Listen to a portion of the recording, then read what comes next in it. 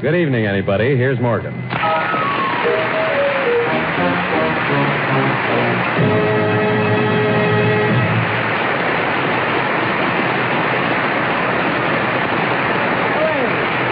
Hooray! Thank you very much. And a Happy New Year. This year, according to our research department, will be 1947. Last year, in case you missed it, will be 1946. Now, we've been going over our books for the year, balancing debits and credits, and I have here a brief report on the year's doings of the House of Morgan. The first item is jokes. We find that in this program in 1946, we used 918 jokes, not counting several hundred we thought were jokes. Of these 918, 818 got laughs. The other 100 jokes we carry over to this year, and we'll give you another chance at them. Well, let's see, 818 laughs, but in radio there are many different kinds of laughs, so we have to break that figure down. We got 124 yucks, 68 bops. If this is new to you, a yuck is when everyone laughs loud enough so we can count all the gold inlays in the audience. That's the trade name. A boff, or belly laugh, is when we can count all the belt buckles. Now, a boff yuck, or gold belt buckle, that's when the sponsor laughs. According to the report, no boff yucks. But we did get 214 creeps. A creep is when everybody laughs because the person next to him is laughing. Unless, of course, it's an empty seat. Now, we got 88 orcs. An orc is when the orchestra laughs. Now, when the orchestra laughs, it's because a guy in the orchestra is laughing because the trombone player whispered something funny. But we count them. They add up. We also got 88 Bernies. A Bernie is when Bernie Green laughs. He laughs because somebody told him what the trombone player said. And we got 100 yucks, which is when nobody laughs at the joke, but the comedian gets it by wiggling his ears. That makes 672 laughs. 672 from 818 leaves 146. We got 146 laughs in rehearsal. Well, you'll just have to take my word for it, that's all. So much for laughs. Now, let's see. Here's our report on the mail. Every morning about 11, the mail clerk staggers in with my fan mail. Don't know why that boy should stagger with 3 letters, but it's not my business to report him. Incidentally, I'd like to thank Fred Allen for his encouraging letter. I wish he'd put the next one in writing. Those tea leaves are so hard to read. We had a letter from Bing Crosby which said, boo-boo-boo-boo. And, altogether, are you people just smirking? Altogether, during the past year, our mail totaled 118 pounds. Tonight, I've selected a few ounces. The first letter reads, Dear Mr. Morgan, gosh, we must have an ever-sharp chick radio. Because whenever you come on the air, my father changes stations automatically. And here's a rather interesting letter from an ardent fan. Dear Mr. Morgan, I find your program very hard to turn off and will continue to do so. So much for the report in the fan mail. According to the report on scripts, we have lots of material left over from last year, and we have to use it up tonight if we want to start the new year even. Let's see now. We had 4 sound effects left over from last year. First, a cash register. Next, a ship dropping anchor.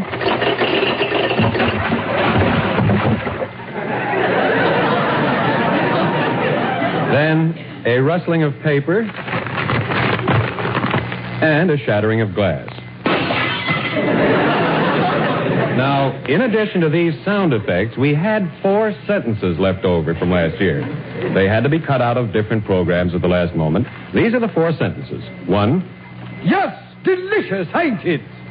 2. Here's your change, sir.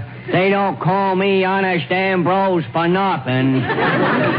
3. What a pity. We'll never find it in this here fog. 4. Honey, you ain't been getting enough calcium lately.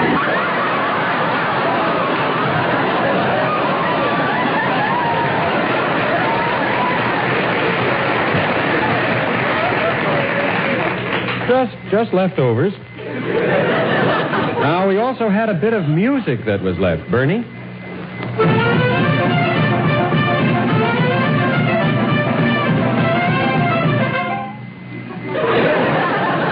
Guess that's all that was left. Well, I'd like to get all these leftovers out of the way, if you don't mind. So I've prepared a little sketch to use up all this extra material. Then we can start the new year. Bernie, we'll start with you'd use some of the leftover music, please. Our story begins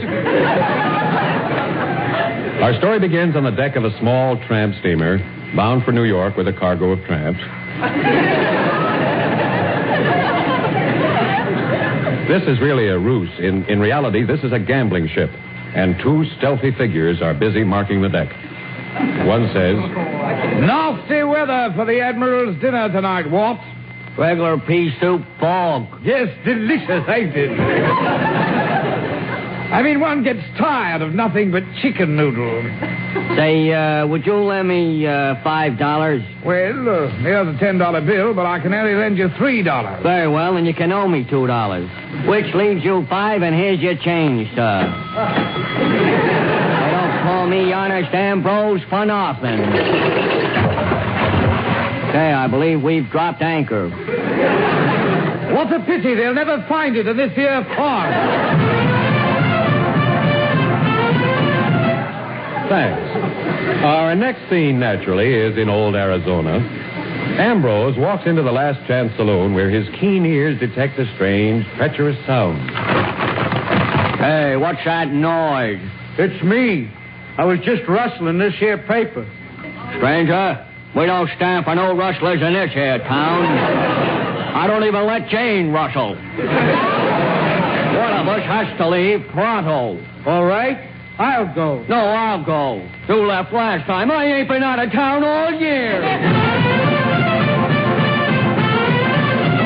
2 hours later, Ambrose pulled up his weary steed before a small house. His steaming horse was covered with lather, and leaving instructions for the beast to be shaved, he went inside to visit his sweetheart.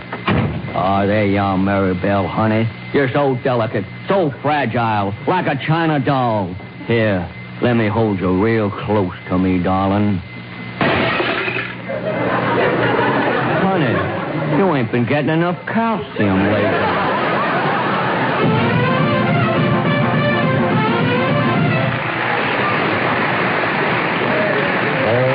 Don't worry about it, because now we're even for last year. We can start fresh. Oh, here's the report from the Eversharp Schick Injector Razor Company. On 12 programs, the name Eversharp last year was mentioned 438 times. The full title, Eversharp Schick Injector Razor, was mentioned 105 times. I had meetings with the sponsor twice. I lost twice. I said the razor changes blades automatically 12 times. Charlie said it once. Ted Using said it 150 times. We all said the Eversharp Schick Injector Razor sells for $1.25, complete with 20 blades. As a result of this high-pressure salesmanship, we sold 3 razors. A man in Oregon bought 2 in the belief that it was a pen and pencil set.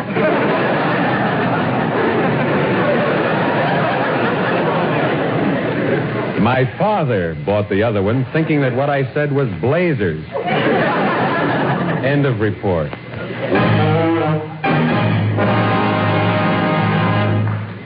Since this is the first day of the new year, we think it's only fitting to take a look at what the other 364 are going to be like. So we're going to describe the rest of 47. And if you feel like it, you can go to sleep right after the show and stay in bed all year. First, the weather for 47. In California, this winter, the weather will be mild and sunny with occasional showers, daily. The winter in Chicago will be very cold. The winter in Florida will be very expensive. Now for a quick survey of the changes in 47. At the beginning of 46, the housing shortage was called severe. At that time, 4 million people were crowded into garages. By the end of the year, the situation had improved. 2 million of these people had been able to find cellars. And in 47, we predict that railroads will move forward. Next year, the American public will find an unexpected luxury on railroad trains. Hey, Sadie, look at me. What is it? I'm sitting.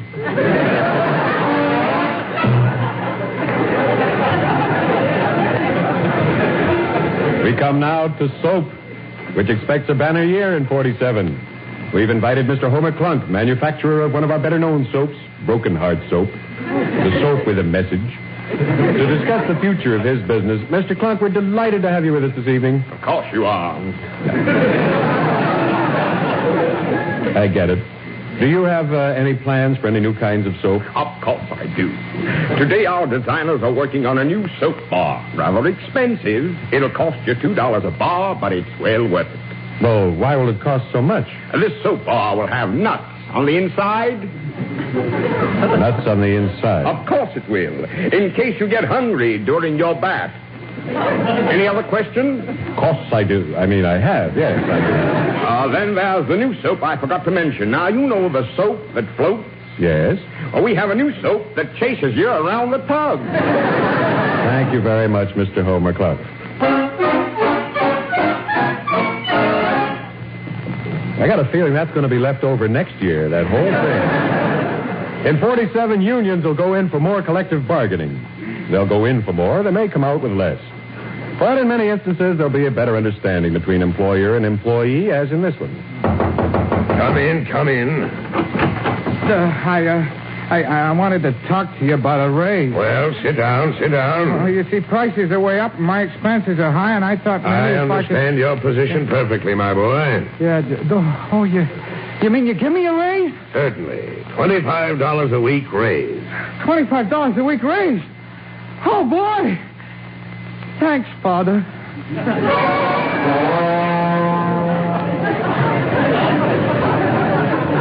The most important thing about any year is what the people will be thinking and doing. Let's look in on two average people on the first day of 1947. Hello. Hello, Hortense. This is Gerard. Hello, Gerard. This is Hortense. I want to express my deepest gratitude and appreciation for the hot time you showed me New Year's Eve. Likewise. See, didn't we have a good time to Evelyn's house? Is that where we were?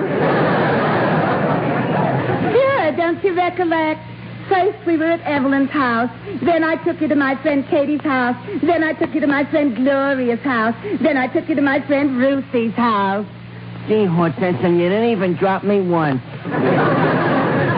Anyway, Hortense, I'm glad it's a new year. My boss says that this year we're going to have great achievements and accomplishments in a field of pickles. I'm glad for you, boss. We're putting out a completely different pickle this year. Is that so? What's it gonna be? We're calling it the New Dill.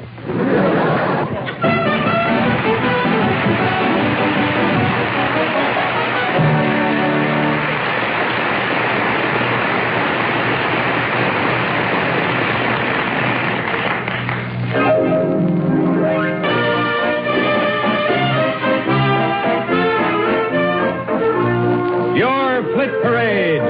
Songs of 1946 most likely to be killed off. Tonight, Bernie Green and his orchestra play the leading songs all America got most tired of in 46.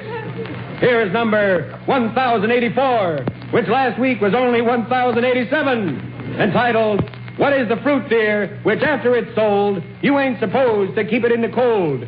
Number 1084.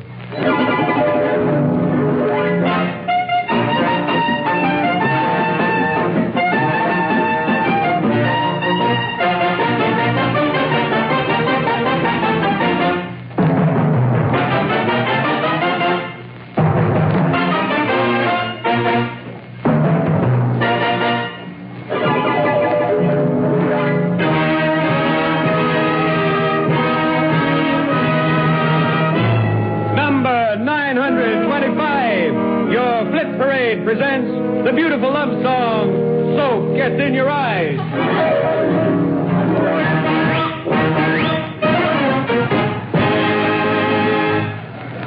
Your Flit Parade is presented by the makers of Elephant Cigarettes. Remember our slogan, I'd walk a mile for an elephant, but would he do the same for me? Remember, with men who bribe football teams, it's the New York Giants 24-14.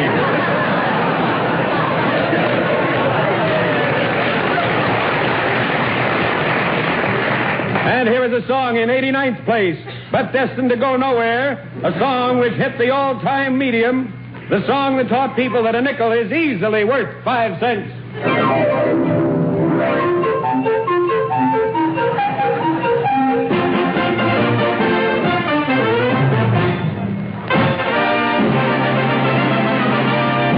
And here it is, number 3 on your obit parade. The song's most likely to drop dead. Number 3, entitled, Even Though Your Teeth Ain't Pearly, I'd Like You to Be My Girlie.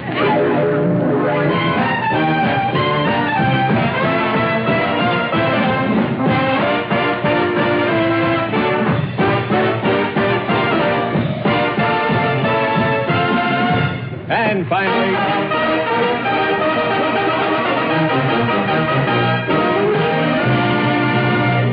Somebody wrote that in on me. Finally, number 1. Yes, here's the number 1 candidate for whatever it is. The title, I Don't Love You, My Dear Mamie. I don't love you, and you can't blame me because...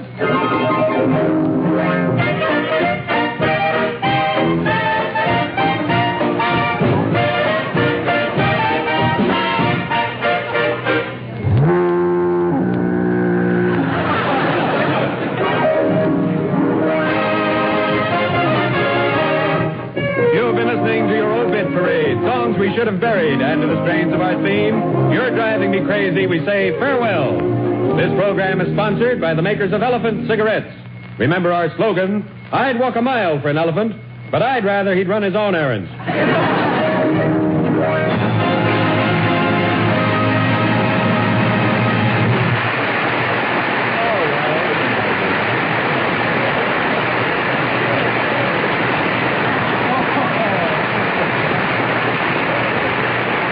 Good evening, Theodore.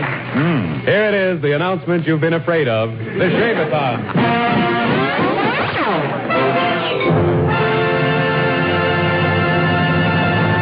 Oh, well, the Shave-a-thon isn't so bad.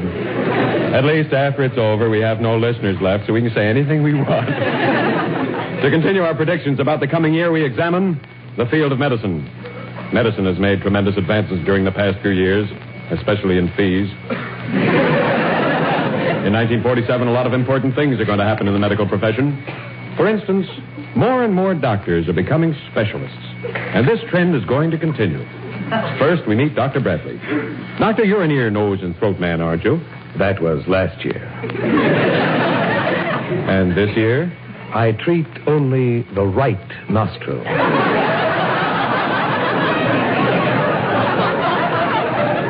I see. Why not the left nostril? The left? Sir, I am a Republican. It figures. This year there'll be an increasing number of consultations between doctors. There's a very good reason for consultations, and these doctors will show you. We take you behind the scenes of a medical consultation. Dr. Lawrence, I wanted to consult with you about a patient. What's the complaint, Dr. Sindaway? He has an ingrown toenail. So why the consultation? He also has $1 million.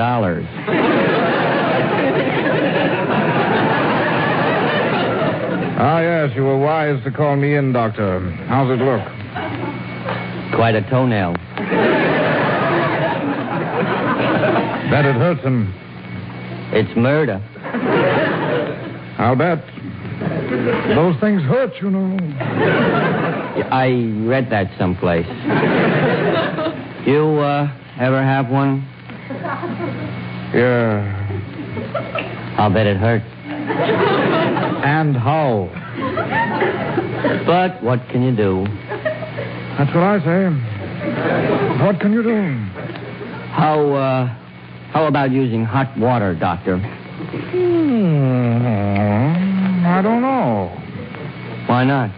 That stuff can get awful hot. Well, thanks a lot, Doctor. Glad to help. I'll send your fee to your office. No. Send it to my home. Oh, expect to be home long? Oh, a couple of weeks till my ingrown toenail gets better.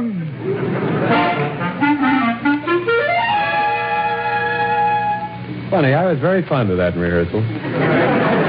Listen to this startling testimonial to doctors. I wouldn't be caught dead without my family doctor by my side.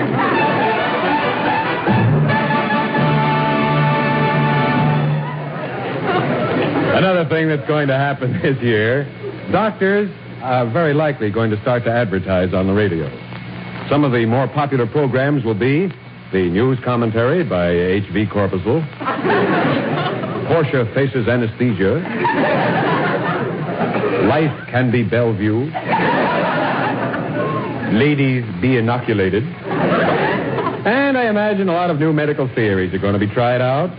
Now, last year, doctors discovered that patients improved more rapidly if they got out of bed very soon after an operation. This year, the theory will be carried even further. Scalpel. Sutures. Forceps. All right, you can get up now.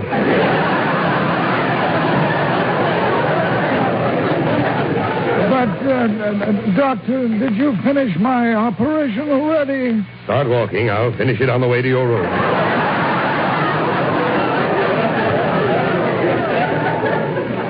There. Your appendix is out. How do you feel? Tennis, anybody?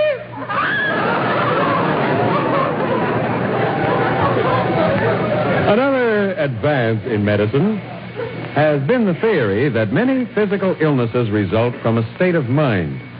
We take you now for a visit to the office of the famous Viennese specialist on this subject, Dr. Heinrich Morgan. Dr. Morgan, we'd like very much to visit your office and see how you work. Is that all right? I acquiesce. Oh, I see you have two powerful microscopes on your desk. Oh, yeah, I couldn't see a thing without them. Now, Doctor, we're particularly interested in your method of treating patients who suffer from mental aberrations. Oh, yeah, what? I mean, people who imagine themselves to be sick. Oh, sure, why you didn't say so. I show you. Phil, patient. Doctor, I'm in a terrible condition. This I could see.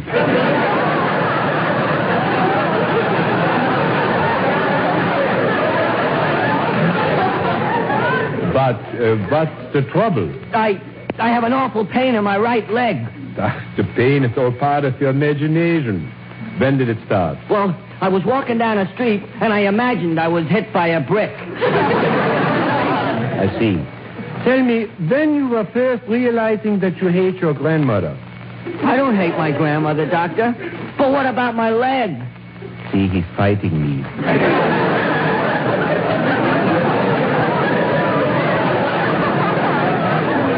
I tell you something. You should forget your grandmother and the pain would go away. It will? Sure. Gee, my leg feels better already. That's fine. Sure, my leg feels great. Only, now I hate my grandmother.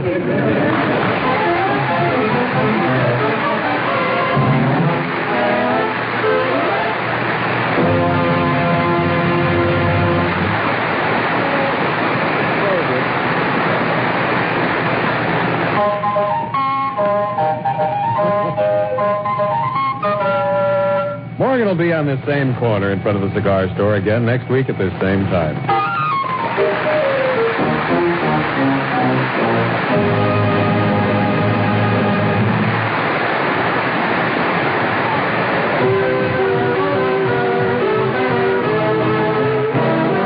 Eversharp, manufacturers of Eversharp Schick injector razors and blades, invite you to tune in same time, same station next week when Eversharp will again bring you the Henry Morgan Show.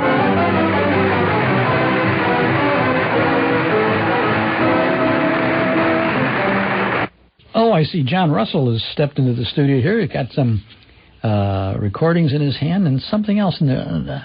Hi, John. Hello, Chuck, and Happy New Year. Oh, Happy New Year. Thank you. It's the day after New Year's Eve, but nevertheless, we have a dance party planned for our listeners today. And some noisemakers, We will feature the Ron Smolin Orchestra and lots of good dance music by other bands, too. That's great. It's Midwest Ballroom today at 5 o'clock. We'll be listening. Thanks, Chuck. Okay. Put that down. put that down. Thank you very much, John.